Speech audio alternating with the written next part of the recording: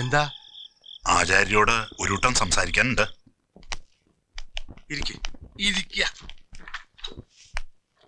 ഈ പഴയ ആഭരണങ്ങൾ വാങ്ങുന്ന ഏർപ്പാട് എനിക്കുണ്ടെന്ന് ആരാ പറഞ്ഞത്? പഴയ ആഭരണങ്ങള് പലരിൽ നിന്നും ആചാര്യ വാങ്ങിച്ചിട്ടുണ്ടല്ലോ, അതിലൊരാളാണെന്ന് കൂട്ടിക്കോളൂ. ഇത് അണിമംഗലത്തല്ലേ? അവിടുത്തെ ആഭരണങ്ങള് ഏതോ അമ്പലത്തില്. അതേ അമ്പലത്തിലെ മേശാന്തിയാണ് ഇദ്ദേഹം. ഞാൻ കീശാന്തി. കാര്യകാരണം ഒന്നും തിരക്കണ്ട, ഞങ്ങൾക്ക് ഇത്തിരി പൈസക്ക് അത്യാവശ്യമുണ്ട്, അതുകൊണ്ടാ ഈ ഏർപ്പാടിന് വന്നത്. ഇതുപോലെ വരുന്നവരോട് ഞാൻ കാര്യവും കാരണം തിരക്കാറില്ല. എനിക്ക് കച്ചവടം മുഖ്യം. എന്ത് വില കിട്ടും? തൂക്കവും മാറ്റും നോക്കാതെ ഞാനൊരു വില പറയാം. 15 ലക്ഷം. ഇത്രയും കൂടുതൽ പറയാൻ കാരണം ഈ മാല എന്റെ അപ്പൂപ്പൻ പണിതത് കൊണ്ടാ. അല്ലെങ്കിൽ 10 കൂടില്ല. വില പേശണില്ല, 25 കിട്ടണം. 25? 17. അതിൽ കൂടുതലാണെങ്കിൽ വേണ്ട. 20. അതിൽ കുറഞ്ഞാ പറ്റില്ല. ഇട്ടിയാസു പോകാം. ഇരിക്ക് തിരുമേനി, ഇരിക്കേ. 20 പണം എപ്പോഴാ വേണ്ടത്? എത്ര വേഗാച്ചാൽ അത്ര നല്ലത്. പിന്നെ ഇതിന്റെ ഒരു ഡ്യൂപ്ലിക്കേറ്റ് വേണം. ഉടമസ്ഥൻ അമ്പലത്തിൽ വന്ന് നോക്കുമ്പോ കാണണ്ടേ? ഒറിജിനൽ പോലെ ഇരിക്കണം, ഡ്യൂപ്ലിക്കേറ്റും. ഇതിന്റെ ഒരു ഫോട്ടോ അങ്ങോട്ട് പിടിച്ചോളൂ. ഡ്യൂപ്ലിക്കേറ്റ് ഉണ്ടാക്കാൻ ഫോട്ടോ ഒന്നും വേണ്ട. ഇത് എന്റെ അപ്പൂപ്പൻ ഉണ്ടാക്കിയല്ലേ. ഇതിന്റെ മോൾഡ് ഇവിടെ തന്നെ ഉണ്ട്. 2 ദിവസം കഴിഞ്ഞ് വന്നോളൂ. ഓ. കറങ്ങി തിരിഞ്ഞ് അവസാനം ഇത് എന്റെ അടുത്ത് തന്നെ എത്തി.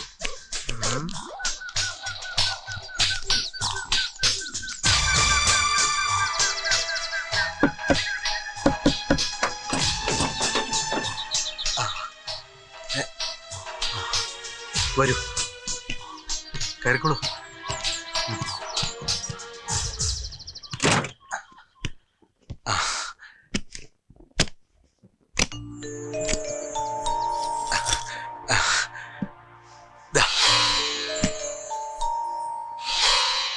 ഒറ്റ നോട്ടത്തിൽ ഒറിജിനൽ പോലും തോൽക്കും. അത് തോന്നിയാ മതി. ഒരല്പം മെഴുക്കും കരിപ്പൊടിയും ചേർത്ത് പൂശിയ പഴക്കവും തോന്നും. അതൊക്കെ ഞങ്ങൾ ഏറ്റു. അല്ല, ഒറിജിനൽ എവിടെ? കൊടുക്കുക.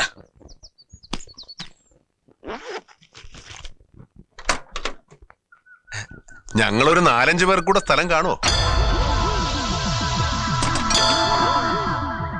ആരാ? എന്തു വേണം? എനിക്ക് തന്നെ വേണം. വളരെ നന്ദിയുണ്ട്. തിരുമേനിമാരുടെ സഹായം ഇല്ലായിരുന്നെങ്കിൽ ഇയാളെ കൈയും കളവിടെ പിടിക്കാനും പറ്റില്ലായിരുന്നു, തെളിവും കിട്ടില്ലേ. ചാക്കോ സർ, തിരുമേനിമാർ ഇങ്ങോട്ട് ഇറങ്ങിയ ഇവനെ ഞാൻ കുടലോടങ്ങ് കൊണ്ടുപോകായിരുന്നു.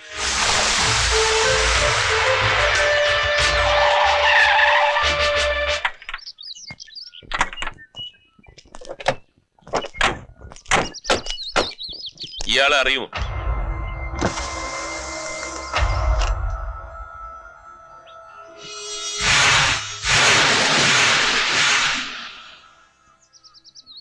ഇയാളെയാണോ അന്ന് രാത്രി അണിമംഗലത്ത് വെച്ച് കണ്ടത്? അതെ സാർ. വരൂ.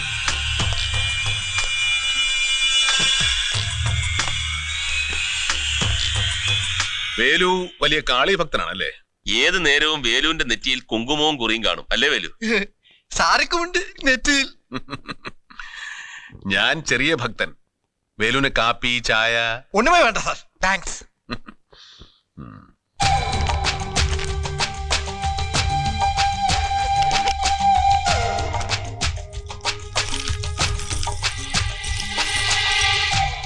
ഈ മാല ഏതാ വേലു? ഇത് അണിമംഗലത്തെ തിരുവാഭരണം, കോവിലിൽ കൊടുത്തത്. ഇത് സാറിന്റെ കയ്യിൽ എപ്പടി വന്നു? ഇത് വേലുവിന്റെ കയ്യിൽ എപ്പടി വന്നു?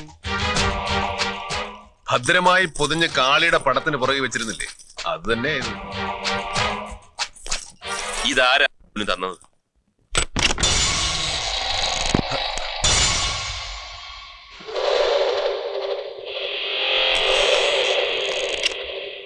ഇയാളാണോ SAR ജുവലറിയുടെ ഓണർ പത്മനാഭനാചാര്യ? അറിയില്ലേ വേലു? തനിക്കറിയാവടോ ഇയാളെ? അറിയാം. എങ്ങനെ അറിയാം? ഈ ഡ്യൂപ്ലിക്കേറ്റ് മാലയും കുറെ ഉറുപ്പികയും ഞാൻ വേലുവിന് കൊടുത്തിട്ടുണ്ട്. എന്തിന്? അത് അണിമംഗലത്തുള്ള ഇതിന്റെ ഒറിജിനലിന് വേണ്ടി. ഉറപ്പിക എന്ന് പറഞ്ഞു. എത്ര കൊടുത്തു? 8 ലക്ഷം കൊടുത്തു. ഒരുമിച്ച് കൊടുത്തോ അതോ പലപ്പോഴായി. ഇതിനൊക്കെ എന്തെങ്കിലും രേഖയുണ്ടോ? പണം കൊടുത്തതിന് പുറമെ 18 സെന്റ് ഭൂമി ഇയാൾക്ക് ആധാരാക്കി കൊടുത്തു. അതിന്റെ രേഖയുണ്ട്. ഇത്രയൊക്കെ ചെയ്തിട്ടും ഒറിജിനൽ കിട്ടിയോ? ഇല്ല. അതെന്താ? തരാന്ന് ഏറ്റതിന് ഇടയ്ക്ക അവിടെ ഒരു പെൺകുട്ടിയുടെ മരണം നടന്നത്. പിന്നെ അതെല്ലാം അമ്പലത്തിലേക്ക് മാറ്റി. കൊടുത്ത കാശ് തിരിച്ചു കിട്ടിയോ? കാശ് കിട്ടിയില്ല. സ്ഥലം മടക്കി തന്നു. താൻ എന്നാ വേലുവിന് മാല കൊടുത്തത്? 4 വർഷമായി. കൃത്യ ദിവസം ഓർമ്മയുണ്ടോ? ഓർമ്മയുണ്ട്. എന്താണ്? അണിമംഗലത്ത് ഒരു പെൺകുട്ടിയുടെ മരണം നടന്നില്ലേ ആ രാത്രിയില്? അന്ന് നടന്ന സംഭവങ്ങളെല്ലാം ഒന്ന് ചുരുക്കി പറയാമോ?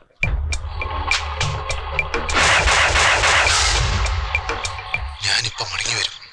അപ്പൊ താൻ ഒറിജിനലുമായി ഇവിടെ ഉണ്ടാകണം. ഇനി അവധിയില്ല. சரிங்க.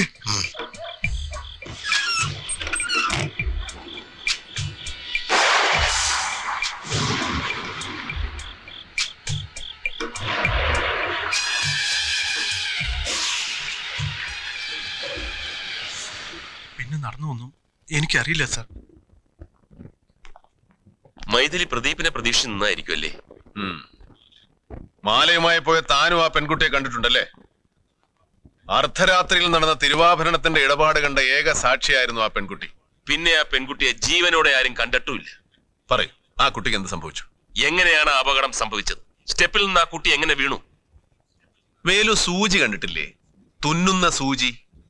അതിന്റെ ദ്വാരത്തിന്റെ ഇടപോലും ഉണ്ടാവില്ല രക്ഷപ്പെടാൻ. അതുകൊണ്ട് ഉള്ള സത്യം പറഞ്ഞാൽ വേലുവിനും സുഖം, കേൾക്കുന്ന ഞങ്ങൾക്കും സുഖം. പറവേലു. കേട്ടില്ലേ? പറയണോ? പറയാ സാർ.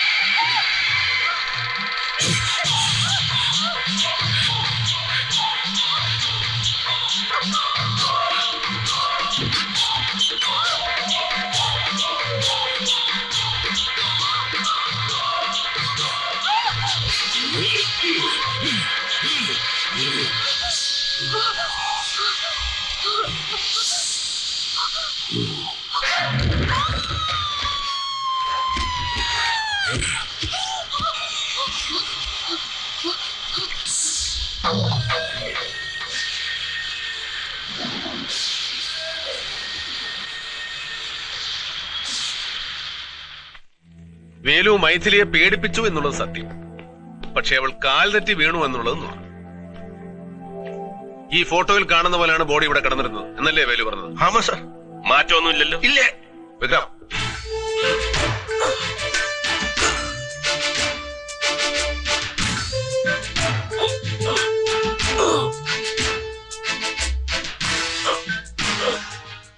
മൈഥിലിയുടെ അതേ പൊക്കവും തൂക്കവും ഉള്ള ഡമ്മിയാണ്.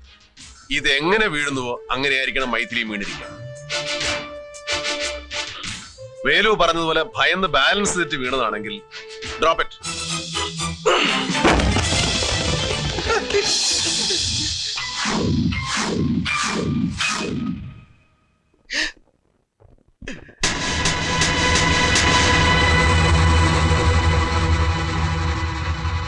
വേലൂര് കാര്യം മനസ്സിലായില്ലേ? മനസ്സിലാക്കി തരാം. 5.5 അടിയിലധികം ഉയരമുള്ള ആ പെൺകുട്ടി 2.5 അടി വീതിയുള്ള സ്റ്റെപ്പിലൂടെ എങ്ങനെയാണ് ഉരുണ്ടുരുണ്ട് കൃത്യമായി താഴെ വന്ന് വീഴുക? ഒരിക്കലും നടക്കില്ല വേലു. എങ്ങനെ വീണാലും ഈ ഫോട്ടോയിൽ കാണുന്ന പോലെ വീഴില്ല. ഈ സ്റ്റെപ്പിനോട് ചേർന്ന് ദാ ഇതുപോലെ ഒരിക്കലും കിടക്കില്ല. ഇനി യഥാർത്ഥത്തിൽ എന്താ സംഭവിച്ചെന്ന് ഞാൻ പറയട്ടെ. വേലു പറഞ്ഞതുപോലെ സ്റ്റെപ്പിൽ നിന്ന് വീണിട്ടല്ല ആ പെൺകുട്ടി മരിച്ചിരിക്കുന്നു. മറിച്ച് ഈ വീടിന്റെ തന്നെ മറ്റേതോ ഭാഗത്ത് വെച്ച് അവൾ കൊല്ലപ്പെട്ടു. അതിനുശേഷം ബോഡി ഇവിടെ കൊണ്ടുവന്നിട്ടു. അതല്ലേ സത്യം? ഇനിയും താൻ നുണ പറഞ്ഞാൽ കൂഴച്ചക്കയേക്കാൾ കൂടുതൽ കൊടയും. നടന്ന എന്താണെന്ന് പറയൂ. എവിടെ വെച്ച് എങ്ങനെ ആ പെൺകുട്ടി കൊല്ലപ്പെട്ടു? സൊല്ലു വേലു, സൊല്ലപ്പാ. സാറ് പറഞ്ഞത് ശരിയാ. എന്റെ രൂപം കണ്ട് ഭയന്ന് അവൾ ഓടി. പക്ഷെ സ്റ്റെപ്പിൽ വീണില്ല. പിന്നെ സ്റ്റെപ്പ് ഇറങ്ങി പിന്നെ ഓടി.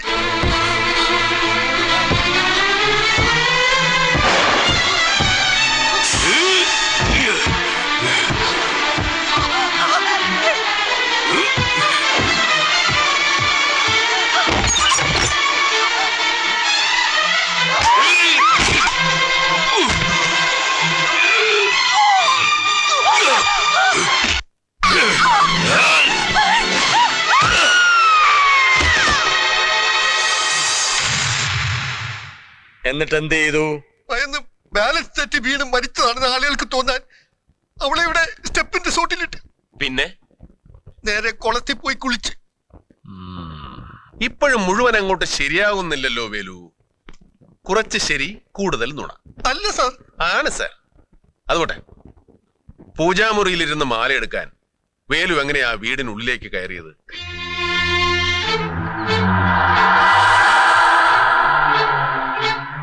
இந்த കോവണിയിലൂടെ. കോണിപ്പടി ഉണ്ടായാൽ മാത്രം പോരല്ലോ, അകത്ത് കിടക്കാൻ വാതിൽ വേണ്ടേ? വാതിലിருக்கு സാർ. ആ വാതിൽ തുറന്നിരുന്നു. ഉവ്വ് സാർ. വേലുവിന് വേണ്ടി അന്ന് രാത്രി ആ വാതിൽ തുറന്നു ആരാ? പറ. വേലു വരുന്നു എന്നറിഞ്ഞ് ആരാണ് ആ വാതിൽ തുറന്നിട്ടത്? ഈ വീട്ടിൽ ആരാ വേലുവിന്റെ സഹായി? വേലു ആരെയാ രക്ഷിക്കാൻ ശ്രമിക്കുന്നത്?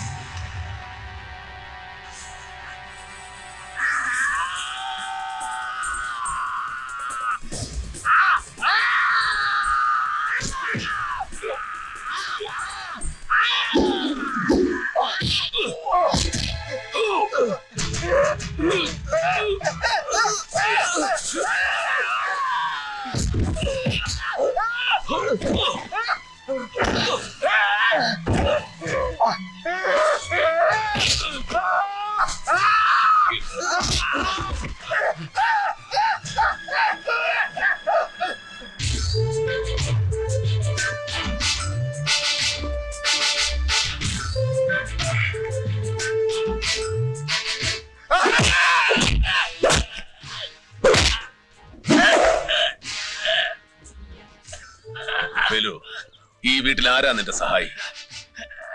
പറ വേലു.